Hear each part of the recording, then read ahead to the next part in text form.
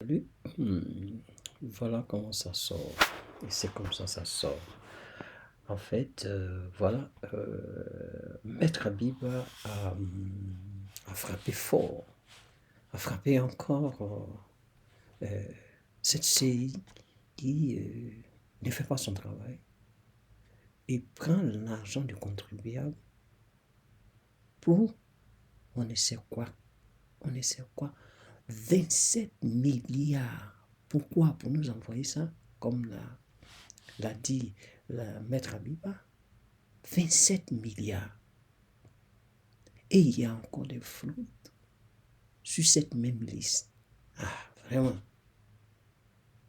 On nous prend pour des imbéciles, on nous prend pour des cons, on nous prend pour...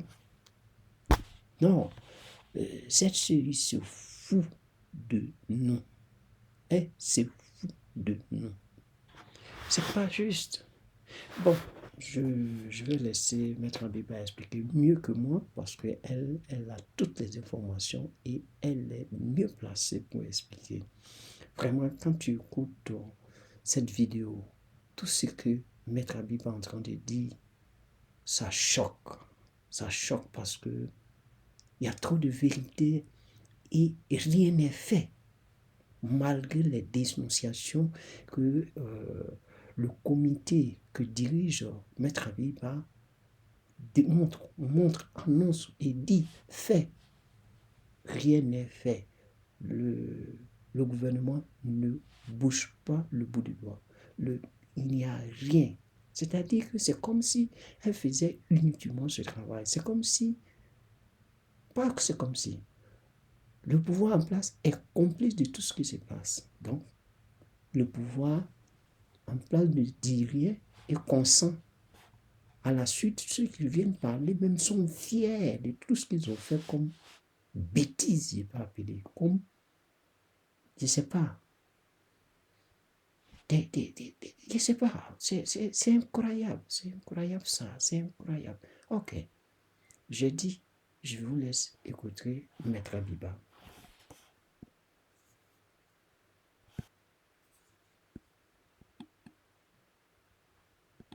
Puisque l'article 7 du Code électoral impose que la liste contienne toutes les informations essentielles pour identifier clairement chaque électeur et limiter les fraudes. On donne donc à la CEI 27 milliards pour qu'elle fasse ce travail. On lui donne les moyens de le faire sérieusement. Et qu'a-t-elle fait concrètement?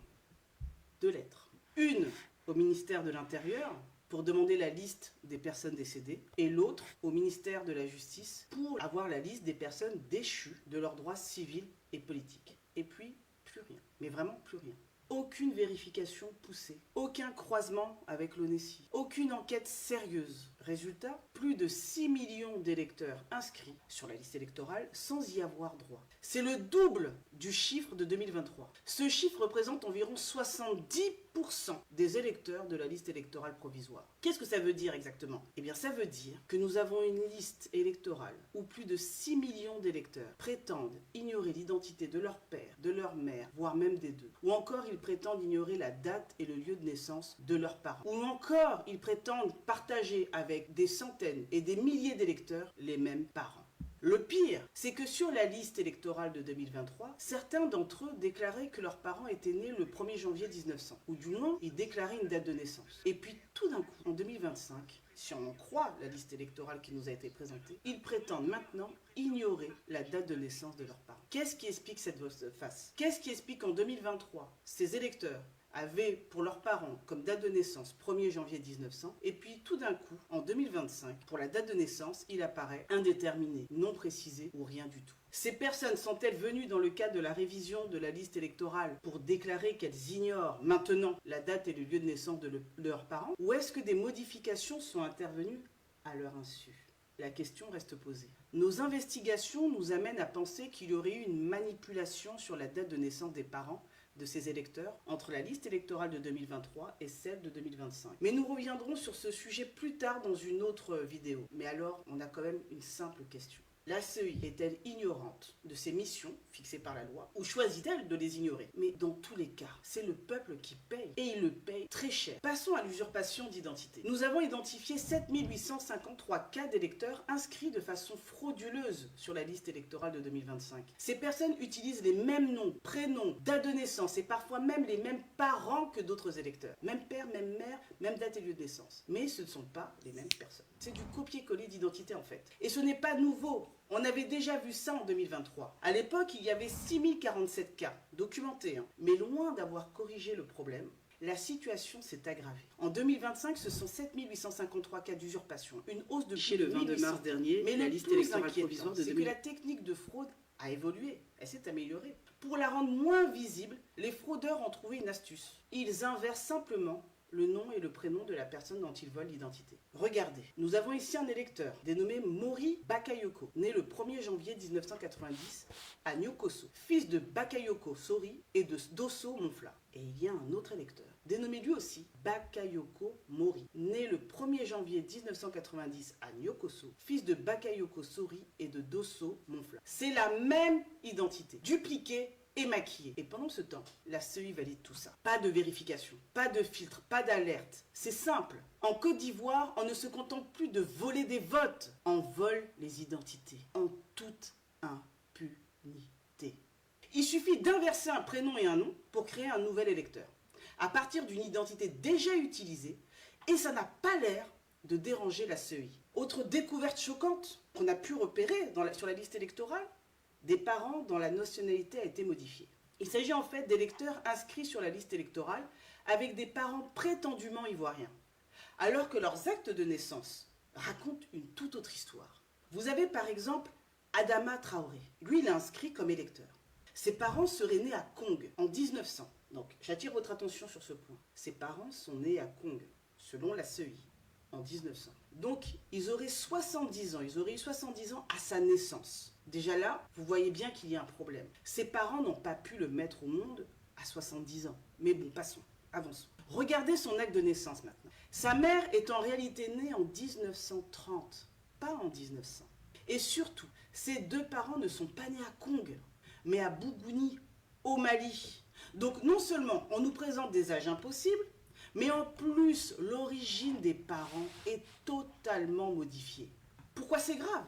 Eh bien parce que la nationalité ivoirienne est une condition pour être électeur, c'est logique. Et ici on constate clairement que des personnes ont été inscrites sur la base de fausses informations, pour faire passer des électeurs d'origine étrangère comme étant ivoiriens de naissance. Et ce n'est pas un cas isolé. Rien qu'à Dabou, il y a eu près d'1 millier de cas comme celui-ci qui ont été détectés. Imaginez ce que ça doit être à l'échelle de tout le pays. Et pendant ce temps-là, la CEI, elle ferme les yeux. Ou alors, elle fait semblant de ne rien voir. Mais la CEI ne s'arrête pas là. Elle va continuer de nous surprendre encore. On a découvert des cas hallucinants d'électeurs qui sont plus âgés que leurs propres parents.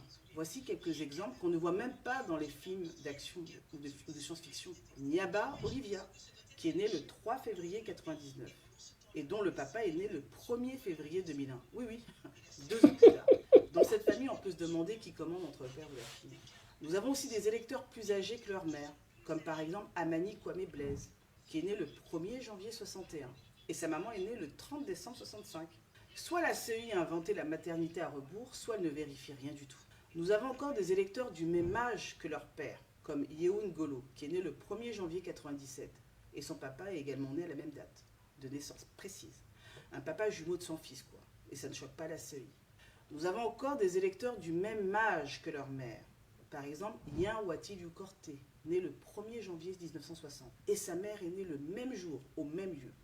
Mère et fils ont la même date, même année, peut-être même ont-ils partagé la même classe pendant qu'on y est, qui sait. Pendant ce temps-là, voilà ce que déclare fièrement la CEI. Aujourd'hui, la Côte d'Ivoire a un système électoral fiable. Ce n'est pas parce que nous sommes à la commission électorale indépendante qu'on le dit. Il y a bon nombre de pays qui s'inspirent de la Côte d'Ivoire. Ah bon? On nous copie? Qui ça? Je serais curieuse de savoir quel pays voudrait d'une telle liste électorale. Et est-ce que ces pays ont aussi vu que chez nous, les enfants naissent avant leurs parents. Ce que fait la CEI, ce n'est pas de la fierté, c'est du déni pur et simple. On ne peut pas produire une liste électorale pleine d'absurdités, de fraudes, de contradictions, et ensuite venir dire que tout va bien, à moins d'être de mauvaise foi. Quand on est au cœur du dysfonctionnement, on devrait avoir honte, et non pas fanfaronner avec des locutions latines bien loin des réalités de notre liste électorale. Continuons. Vous pensiez qu'après les enfants plus vieux que leurs parents, on avait atteint le sommet de l'absurde? Vous vous trompez.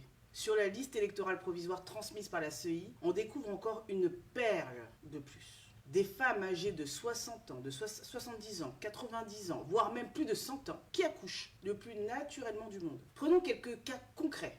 Gouré Justin Djaouri, qui est né le 31 décembre 83. Vous savez quel âge a eu sa maman? À quel âge sa maman l'a eu? Eh bien, d'après la CEI, sa maman est née le 1er janvier 1852. Ça veut dire qu'elle avait 131 ans quand elle l'a mis au monde. Oui, vous avez bien entendu, 131 ans. On a aussi le cas de Apo Géraldine Yavo, dont la maman avait 91 ans le jour de sa naissance. Là aussi, chapeau bas à la CEI pour cette prouesse médicale. Et ce n'est pas quelques cas isolés. Selon nos recherches, il y avait 23 084 électeurs, dont la mère avait plus de 60 ans au moment de leur naissance.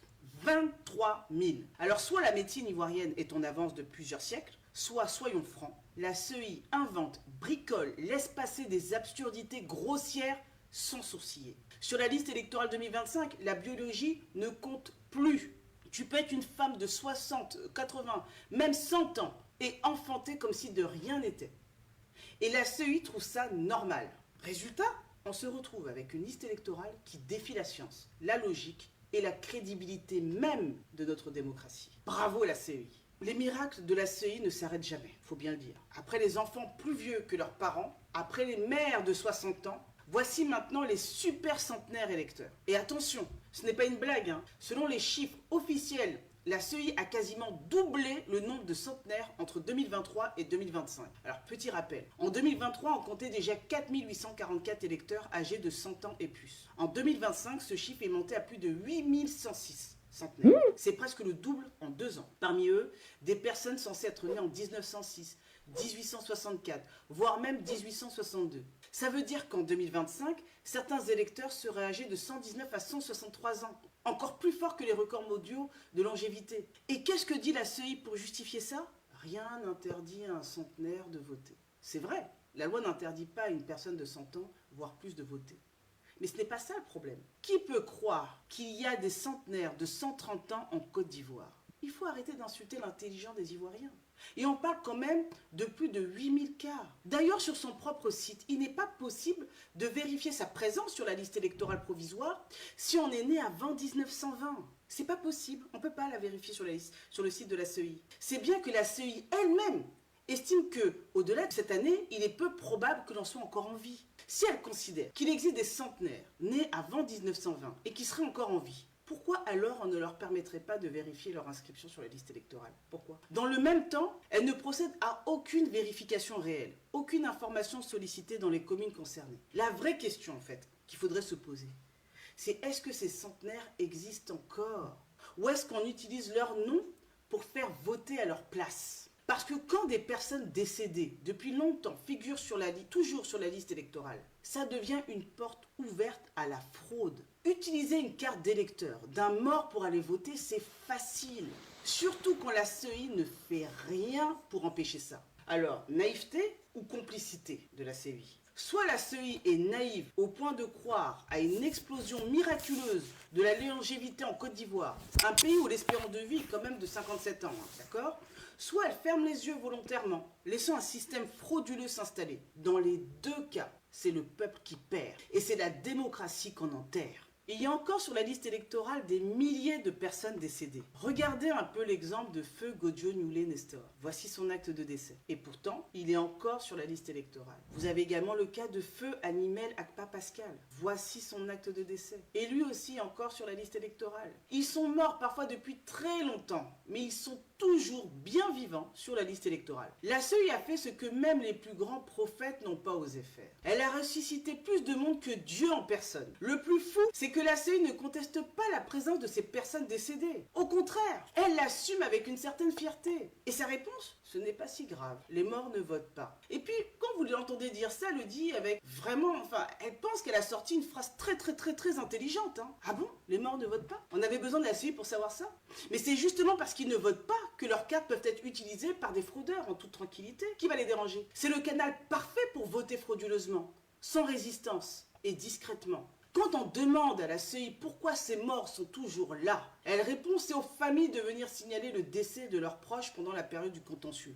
Pardon? Donc c'est à la famille en deuil de payer son transport, de faire la queue à la CEI, de remplir un dossier pour faire le travail que la CEI est censée faire elle-même. Et pendant ce temps-là, la CEI, elle reçoit plus de 27 milliards de francs CFA pour procéder à la révision et à la mise à jour de la liste électorale. Mais elle demande aux citoyens lambda de faire son travail, de le faire à sa place, ce pourquoi elle est pourtant payée gracieusement avec l'argent des Ivoiriens. C'est comme si un maçon que vous payez pour vous construire une maison vous demandait de venir poser vos propres briques parce qu'il est trop occupé à faire des déclarations dans les médias. Est-ce que c'est sérieux? Mais la loi, elle est claire. L'article 2 de la loi du 9 octobre 2001, que c'est la CEI qui est chargée de la révision de la liste électorale. Ce n'est pas vous, ce n'est pas moi. L'article 4 de cette même loi précise qu'elle a le droit de solliciter toutes les informations utiles auprès des autorités administratives. Ce n'est ni vous ni moi à qui on donne ce droit. Donc elle peut et elle doit contacter les mairies, les hôpitaux, les services d'état civil pour obtenir la liste des décès. Mais elle ne le fait pas. Elle ne le fait pas. En résumé,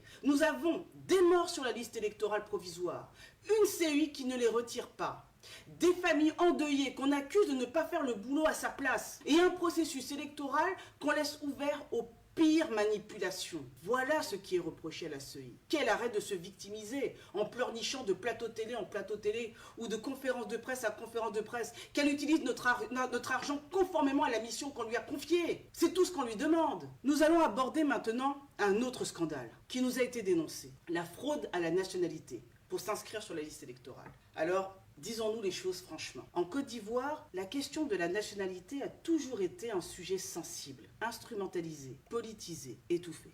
Pendant des années, dès qu'on osait parler de fraude à la nationalité, on était accusé de xénophobie, de tribalisme ou de vouloir exclure. Résultat, on a bloqué tout débat sérieux sur un vrai problème. Le manque de fiabilité de notre état civil et l'existence de faux Ivoiriens sur la liste électorale. Aujourd'hui encore, des jeunes Ivoiriens fuient la misère en tentant de traverser la Méditerranée au péril de leur vie. Et pendant ce temps, des personnes étrangères, parfois sans aucun lien avec la Côte d'Ivoire, se retrouvent en possession de pièces d'identité ivoiriennes et sont inscrites sur la liste électorale. Et là, comble du cynisme, ceux qui criaient à la xénophobie hier, lorsqu'on parlait de fraude, sont les premiers aujourd'hui à douter de la nationalité des migrants ivoiriens qui fuient leur gestion. Aujourd'hui, ce que nous avons découvert est quand même gravissime. Il y a un réseau à falsifier des décrets de naturalisation. Un réseau prend des décrets publiés au journal officiel qu'il falsifie pour y intégrer des personnes qui n'étaient pas concernées par ce décret. Vous avez par exemple le décret du 26 septembre 1995 qui concernait certains Burkinabés naturalisés ivoiriens et qui a été modifié pour y rajouter frauduleusement des noms. C'est ainsi qu'on retrouve Kouraogo Abdulrahman, non concerné par le décret d'origine, mais inscrit comme ivoirien sur la liste électorale. Cette personne étant en réalité un ressortissant burkinabé, comme l'atteste sa demande de carte consulaire. On a un autre exemple de falsification, le cas de Traoré Sina, qui a aussi été ajouté illégalement sur un décret falsifié. Ces personnes ont donc acquis la nationalité ivoirienne sur la base de faux documents. Selon nos informations, il s'agit d'un réseau d'envergure qui a falsifié les décrets de naturalisation pour l'établissement de pièces d'identité ivoiriennes frauduleuses. Ces manipulations ont permis l'obtention de pièces d'identité ivoiriennes, l'inscription sur la liste électorale de personnes qui n'y ont strictement pas droit. Cela n'aurait pas été possible s'il y avait eu un croisement systématique entre la liste électorale et les actes d'état civil. Mais il n'y a aucun lien automatisé avec les bases de données de l'ONESI, ni des mairies, ni des services consulaires. Et cela a des conséquences graves. Des milliers, peut-être même des millions de personnes figurent sur la liste sans y avoir droit. Morts, fraudeurs, étrangers, usurpateurs, etc. On a dénoncé tout ça durant le précédent contentieux en 2023. On a démontré à la CEI que son fichier ne respectait pas l'article 7 du Code électoral. On a encore remis à la CEI la liste de toutes les personnes qui avaient usurpé l'identité d'un électeur. Mais rien. Elle laisse tout ça et publie la liste électorale 2025 avec les mêmes irrégularités et cas de fraude. Et comme une chanson, la CEI répète à qui veut l'entendre le contentieux va commencer, vous pourrez dénoncer tout ça. Sauf que ce fameux contentieux ne dure que 15 jours. Et on parle de plus de 6 millions d'anomalies. C'est impossible à dénoncer en 15 jours. Et la CEI, elle le sait bien. Et attention, même si vous signalez une fraude, la CEI vous demande d'apporter vous-même toutes les pièces justificatives, même celles que seule l'administration détient et que vous ne pourrez jamais vous procurer. Pire encore, on vous intimide. La CEI va jusqu'à intimider à demi-mot ceux qui veulent faire des réclamations. Écoutez ce qu'elle a dit. À toute fin utile, il me faut préciser que les réclamations faites devant la commission doivent être motivées et appuyées par des pièces justificatives pour ne pas qu'elles s'apparentent à une dénonciation calomnieuse, source d'infraction pouvant justifier une poursuite pénale. Quand vous dites « M. Tantampion ne mérite pas d'être sur la liste électorale », vous devez rapporter la preuve de ce que ce M. Tantampion ne mérite pas effectivement.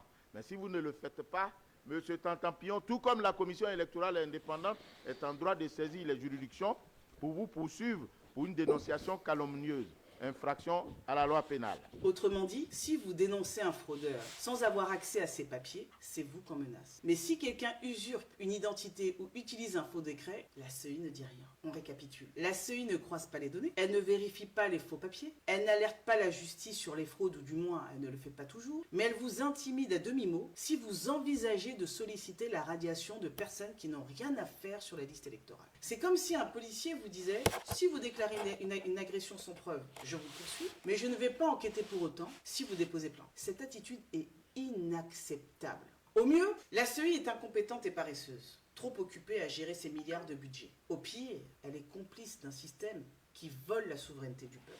Et ce n'est pas fini. Sur la liste électorale, 36 886 électeurs ont pour père et pour mère la même personne. Oui, vous avez bien entendu. Même 36. nom, même prénom, même date et lieu de naissance pour le père et la mère. C'est le cas par exemple de M. Bamba 36 Lassina. 000. Selon la CEI, 815 le père de cet 37 électeur 000. s'appelle Bamba Soumaïla, né le 19 avril 1965. Et sa mère, eh bien, elle s'appelle aussi Bamba Soumaïla. Et elle est née le 19 avril 1965. C'est aussi le cas d'Aminata Dinaman Sissé. Son père et sa mère sont aussi une seule et même personne dénommée Sissé Brahima, née le 1er janvier 1963. Est-ce que c'est sérieux? Regardez aussi le cas de Madame Edwige Loukou. Selon la CEI, le père de cette électrice s'appelle Nguessan Béatrice Kouadio, née le 1er janvier 1963. Et sa mère s'appelle aussi Nguessan Béatrice Kouadio. Et elle aussi née le 1er janvier 1963. Avec la CEI, on découvre une nouvelle catégorie de parents. Les parents tout en un. Le papa et la maman sont une seule et même personne. Biologiquement impossible, mais administrativement validé par la CEI. Bravo la CEI. Et évidemment, les mères qui ont mis au monde des centaines, voire des milliers d'électeurs, on retrouve encore ces cas sur la liste électorale. Pareil pour les pères qui auraient mis au monde des centaines, voire des milliers d'électeurs. Nous n'allons même pas nous attarder sur la présence trop nombreuse des personnes qui sont sur la liste électorale en ayant comme nom de famille carte nationale d'identité, ou encore comme nom de famille carte muette. Est-ce qu'on doit évoquer les électeurs qui ont comme nom de famille certificat de nationalité? Bref, comme la précédente liste, la liste électorale provisoire de 2025 n'est ni fait ni à faire. Pour paraphraser le président Laurent Gbagbo, la liste électorale 2025, c'est un digba n'importe quoi. Une telle liste n'est pas une erreur. C'est soit une incompétence assumée, soit une fraude organisée. Dans les deux cas, c'est grave. Ce que vous venez de voir, ce n'est pas un film. C'est la triste réalité de notre liste électorale. Pas moins de 6 millions d'irrégularités. Des électeurs qui prétendent ignorer l'identité de leurs parents. Des électeurs dont le lieu de naissance des parents figurant sur la liste électorale est différent de ce qui figure sur leur acte de naissance. Des électeurs décédés. Des électeurs plus âgés que leurs parents. Ou encore des électeurs qui ont le même âge que leurs parents. Des électeurs qui auraient plus de 160 ans. Des électeurs ayant falsifié le décret de naturalisation publié au journal officiel pour obtenir frauduleusement la nationalité ivoirienne et s'inscrire sur la liste électorale. Des électeurs dont le père et la mère sont une seule et même personne. Des milliers d'électeurs qui partagent les mêmes parents. Des électeurs qui ont comme nom de famille carte d'identité, certificat de nationalité ou encore carte muette. Des milliers d'électeurs qui n'ont pas de date de naissance. Bref, il y a du tout et du n'importe quoi sur cette liste électorale. C'est d'ailleurs pour cela que nous sollicitions l'audit de la liste électorale. C'était pas pour embêter quelqu'un. Bien des pays l'ont d'ailleurs fait. et ont été félicités pour ça. L'exemple le plus récent est celui du Bénin. Le refus catégorique de la CEI de procéder à l'audit de la liste électorale ne fait que renforcer la méfiance légitime que l'on peut avoir vis-à-vis de cet organe, qui ne rassure personne, excepté le pouvoir en place. On se demande vraiment à quoi ont vraiment servi les 27 milliards de francs CFA, si c'était pour présenter une telle liste électorale aux Ivoiriens. Présenter une telle liste électorale aux Ivoiriens, truffée d'absurdité, est une insulte adressée au peuple de Côte d'Ivoire. Mais ne vous y trompez pas, le but de cette vidéo n'est pas de vous décourager. Au contraire, si nous dénonçons ces fraudes, ces irrégularités, ces manipulations, c'est pour mieux les combattre. Ne laissons pas ces anomalies nous voler l'élection présidentielle de 2025. Vérifiez votre nom sur la liste électorale. Faites une réclamation si vous n'apparaissez plus. Faites des réclamations pour solliciter l'inscription de toutes les personnes qui doivent y être et qui ont été enlevés sans raison. Faites des réclamations pour solliciter la radiation de tous ceux qui ne doivent pas être sur la liste électorale. Plus vous êtes nombreux, plus nous serons nombreux et plus il sera difficile à la CEI de fermer les yeux sur ce qu'elle s'obstine à ne pas vouloir voir. Parlez autour de vous. Adressez-nous tous les cas qui vous apparaissent frauduleux. N'hésitez pas à commenter cette vidéo en nous envoyant des éléments et à la partager. Et surtout, mobilisez-vous. Mobilisez-vous. Parce que ce qui se joue ici, ce n'est pas juste une élection. Vous le savez très bien. Vous le savez vous-même. C'est notre avenir, notre droit de choisir notre démocratie. Rien n'est perdu. Tout est encore possible, mais à une seule condition, que chacun d'entre nous se lève. Alors, ne cédons pas, ne nous laissons pas faire. Ensemble, reprenons notre pouvoir. Merci à toutes celles et à tous ceux qui nous ont transmis des informations qui nous ont alertés de situations graves. Je tiens encore à remercier les cadres de SAFE, Ousmane Sissavané, Kazadja, Krizoa Nagama, Joseph Sterlingra, Jean-Philippe Despris Eric, Balou Ouraga. Mais les cadres de SAFE ne seraient rien sans les sentinelles qui ont fait et continuent d'accomplir un travail colossal. Pour des raisons de sécurité, je ne peux pas citer les noms, mais vraiment, félicitations à vous tous. J'en profite pour remercier les sentinelles d'Anyama, de Marcory, d'Adjamé, d'Abobo, de Cocody, de Yopougon, du Poro, du Lodjiboua, du Sud Comoé, de l'Indénié du Hablin, du Hambol et de la Mai, qui se sont tous particulièrement investis ces derniers temps. Merci à vous. Je remercie encore tous les cadres du parti qui ont été d'une grande aide pour collecter ces informations. Merci aussi à tous les collaborateurs des Sentinelles qui nous épaulent discrètement suite, car ce n'est que le début de l'analyse de la liste électorale de 2025 qui vient de vous être présentée. La CEI a publié une liste électorale, mais nous allons publier toute la vérité de cette liste. Et n'oubliez pas, la vérité finit toujours par triompher. À très bientôt.